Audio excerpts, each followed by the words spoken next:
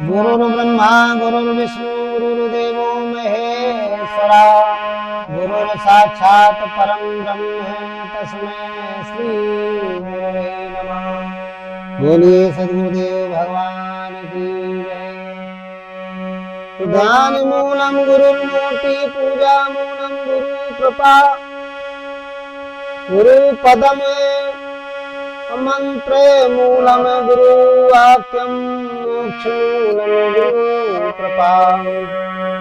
तो ध्यान मूलम गुरुर्मूर्ति अपूजा मूलम गुरु पदम मंत्र मूलम गुरुर्वाक्यम मोक्ष मूलम गुरु कृपा।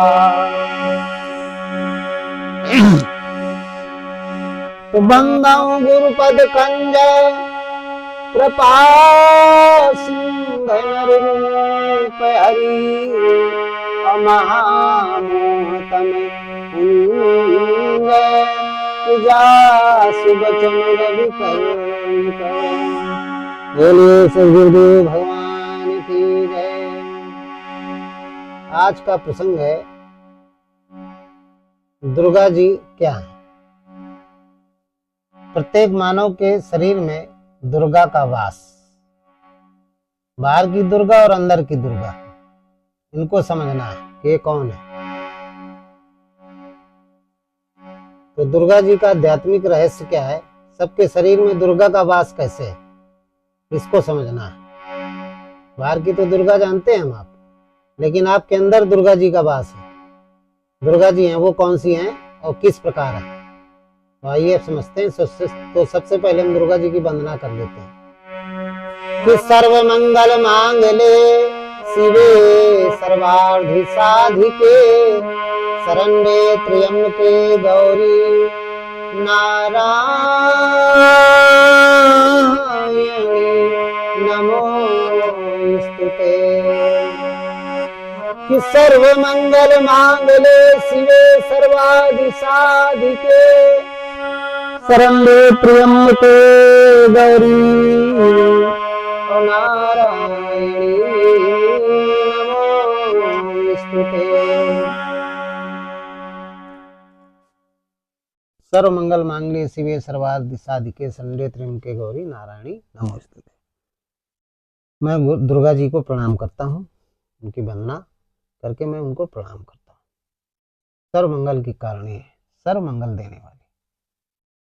तो ये दुर्गा जी कौन है। बाहर की तो दुर्गा जी आप सब लोग जानते हैं, जगह जगह मूर्तियां बनी। दशहरा के पहले 9 दुर्गों में प्रतिवर्ष बड़ा उत्सव मनाया जाता है। जगह जगह मूर्तियां रखी जाती हैं, दुर्गा जी के पंडाल बनाए जाते हैं। 8-9 दिन के जो 9 दुर्गा होते हैं उनमें अच्छा बढ़िया भजन कीर्तन और दुर्गा उपासना लोग करते हैं, उत्सव मनाते हैं। ये सब लोग जानते हैं। लेकिन आपके अंदर भी दुर्गा जी है। तो ये दुर्गा जी कौन है, बाहर और अंदर की ये दुर्गा जी हैं कौन। आप कहेंगे कि संत जी आप हृदय स्थित राम के बारे में बता रहे हैं, दुर्गा जी का उसके बारे में बता रहे हैं, कैसे पूजनीय है दुर्गा जी। तो देखिए दुर्गा हैं कौन। तो इस संसार में ईश्वर की जो योग माया है, उस परमात्मा की जो योग माया है, वही पूरी प्रकृति का मार्गदर्शन करती है, प्रकृति का संचालन करती है। जितनी प्रकृति है, जितना ब्रह्मांड है, सबका नियंत्रण, सबका संचालन भगवान की योग माया करती है। वही जीवों को नचाती है। वो इतनी शक्तिशाली होती है क्योंकि भगवान की शक्ति है। तो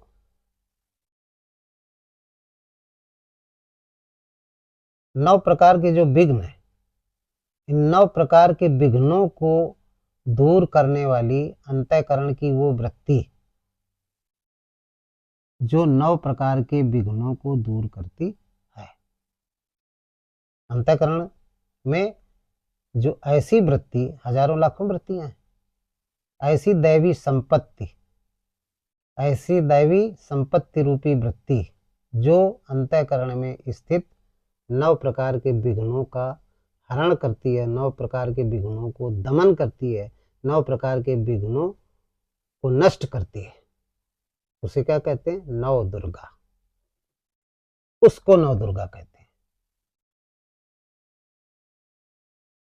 ऐसी विशेष वृत्ति होती है, ऐसी सर्व संपन्न सर्वशक्तिमान वृत्ति होती है, जिस वृत्ति में इतनी ताकत होती है पालन करना, सृजन करना और संहार करना।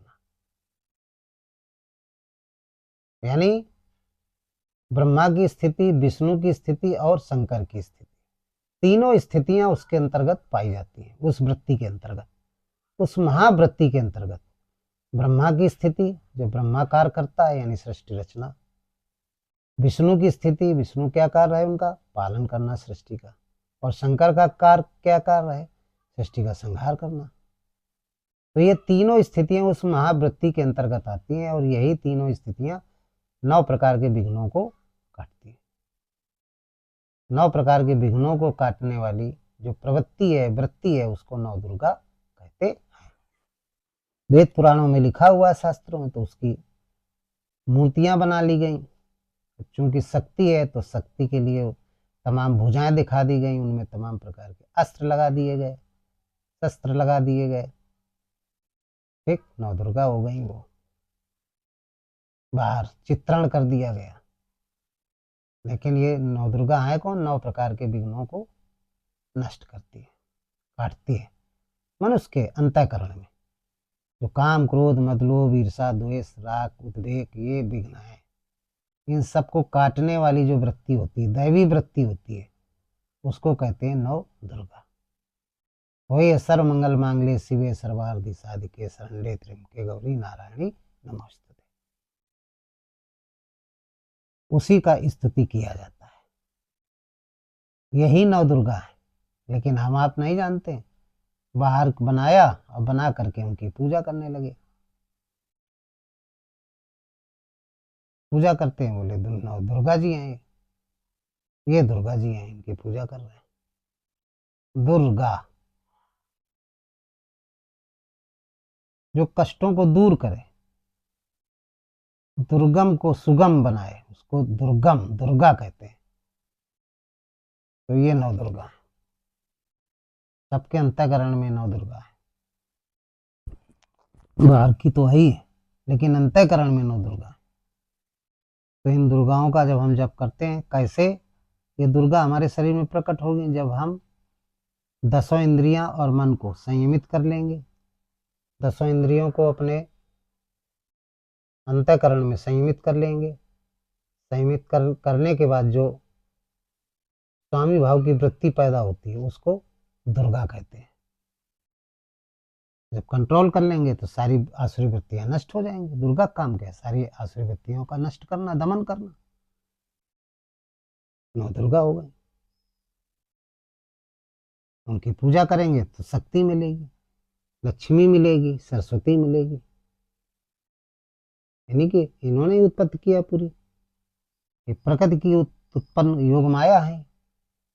ये योग माया, इसी ने ब्रह्मा विष्णु महेश की उत्पत्ति की। ऐसी जो प्रबल योग माया रूपी वृत्ति है, इसी को दुर्गा जी कहते हैं। तो दुर्गा जी भी क्या है? उस परमात्मा हृदय स्थित राम को ये प्रणाम करती है, उनकी पूजा करती है। हृदय स्थित राम जो अंतःकरण में निवास करता है, अंतःकरण में दुर्गा जी भी है। लेकिन ये दैवी संपत्ति की अधिष्ठाता है, अधिष्ठात्री देवी है, प्रमुख देवी है। लेकिन ये भी किसका भजन करती हैं? हृदय स्थित परमात्मा का। रमे निरंतर आत्मा सब घटाट होया, ताई से बुद्ध संजन कहता सो राम। ये भी उसका भजन करती है। उसके भजन के प्रभाव से जो शक्ति प्राप्त करती है, उससे संसार का सृजन, पालन और संहार, ये तीनों काम ये करती है। किससे करवाती है? ब्रह्मा नाम की वृत्ति, विष्णु नाम की वृत्ति और शंकर नाम की वृत्ति, उसके द्वारा ये काम कराया करती है। उनकी जनक है। तभी देवी पुराण में कहा गया ब्रह्मा विष्णु महेश की उत्पत्ति किससे हुई? दुर्गा से हुई। सृष्टि की उत्पत्ति किससे हुई? दुर्गा से हुई। दुर्गा, जो दुर्गा पुराण है उसमें लिखा हुआ है। तो मैंने बताया मन की वृत्ति है, योग माया है, भगवान की शक्ति है, और प्रकृति पार प्रभु सब उर्वासी ब्रह्म निरी विरजन उपद्रष्टान मनता चा भरता भोक्ता महेश्वरा परमात्म व्यक्ति चाप्युक्ते देयस्मिन पुरुषापुरा। ये प्रकृति को अधीन कर लेती है, इसलिए महेश्वरी कहा गया इनको। महेश्वर की पत्नी है इसलिए महेश्वरी कहा गया। महेश्वरी क्यों कहा गया? प्रकृति को अधीन करने वाली देवी। प्रकृति को अधीन किया यानी प्रकृति में जितने भी स्त्री पुरुष प्राणी हैं सब इनके अधीन है, सबकी उत्पत्ति इन्होंने किया। इसे प्रकृति की अधिष्ठात्री देवी कहा गया, इसीलिए इनको दुर्गा कहा गया है। इनमें क्षमता होती है कि तुम्हारे मनुष्य के अंदर जितने 9 विघ्न है सबको ये नष्ट करने में सक्षम है। ऐसी वृत्ति है योग माया की। भगवान की जो शक्ति योग माया उसकी एक प्रबल वृत्ति है नव दुर्गा, इसीलिए नव दुर्गा नाम पड़ा। 9 प्रकार के विघ्नों को काटने की क्षमता इस वृत्ति में होती है, नव दुर्गा कहते हैं। इसलिए एक एक दिन एक एक विघ्न काटने की वजह से 9 दिन में 9 विघ्न कटते हैं, इसलिए नव दुर्गा का महोत्सव किया जाता है जाड़े के समय में। कुंवार या कार्तिक में जब भी दशहरा के पहले 9 दुर्गा होते हैं, उनमें 9 दिन इसीलिए 9 प्रकार के विघ्न कट जाएं, इसलिए लोग 9 प्रकार के विघ्न ही संसार के प्राणियों के मन को दुखी करते हैं, इसलिए 9 दुर्गा लोग व्रत करते हैं। तो आप लोग समझ गए होंगे कि दुर्गा जी क्या है, इनकी उपासना कितनी करनी चाहिए। तो आप यदि 9 प्रकार के विघ्न दूर करना चाहते हैं, विघ्न के लिए, लेकिन दुर्गा जी का भी ये कहना है कि जा पर कृपा राम की होई ता पर कृपा करें सबको। लिखा है, गोस्वामी जी ने लिखा है कि जा पर कृपा राम की होई अता पर कृपा करे सब कोई। जा पर कृपा राम की होई अता पर कृपा करे सब कोई। जा पर कृपा राम की होई ता पर कृपा करे सब कोई। अलग अलग सबकी कृपा, कहाँ तक पूजा पाठ करेंगे सबकी। राम का भजन कर रहे हो तो दुर्गा लक्ष्मी सरस्वती शक्ति, ठीक, ब्रह्मा विष्णु महेश, गणेश सुरेश उमेश, नरेश गणेश, जितने भी देवी देवता शक्तियां देवी, जितने भी महापुरुष, सब कृपा करेंगे। आपको अलग अलग सबकी पूजा करने की कोई जरूरत नहीं है। वही अल्लाह है, वही गॉड है, वही ईश्वर है, वही राम है, वही सब कुछ है। तो आप राम, हृदय स्थित राम परमात्मा जो रमण कर रहा है उसका आप भजन करें, दुर्गा भी आपके फेवर में हो जाएंगे। करोड़ों दुर्गाएं आपके फेवर में हो जाएंगी। एक दुर्गा की तो बात छोड़िए, जो आपके अंदर दुर्गा है वो प्रसुप्त अवस्था में पड़ी हुई है, वो जागृत हो जाएंगी। आपके अंदर के आसुरी जो वृत्तियां हैं, महिषासुर, जितने भी राक्षस हैं, जो बाहर की दुर्गा, जिनको हम बाहर की दुर्गा कहते हैं, मूर्ति बना करके दृष्टांत दिखा दिया है, दमन किया है, वो सब आपके अंदर है, सब नाश कर देंगे। शत्रु जब नष्ट हो जाएंगे, राक्षस नष्ट हो जाएंगे, तो फिर क्या है, आनंद ही आनंद रहेगा। तो इन शब्दों के साथ हम आज का प्रसंग समाप्त करते हैं। बोलिए सदगुरुदेव भगवान की जय। परम परमात्मा राम की जय, संत समाज की जय। कि सर्वे भवन्ति सुखना सर्वे सन्तु निरामया सर्वे भद्राणि पश्यन्ति मा कश्चित् दुःखभाग् भवेत्। ओम सद्गुरुदेव भगवान की जय। ओम गुरु परमात्मा राम की जय। बोलिए संत समाज की जय, भक्त समाज की जय।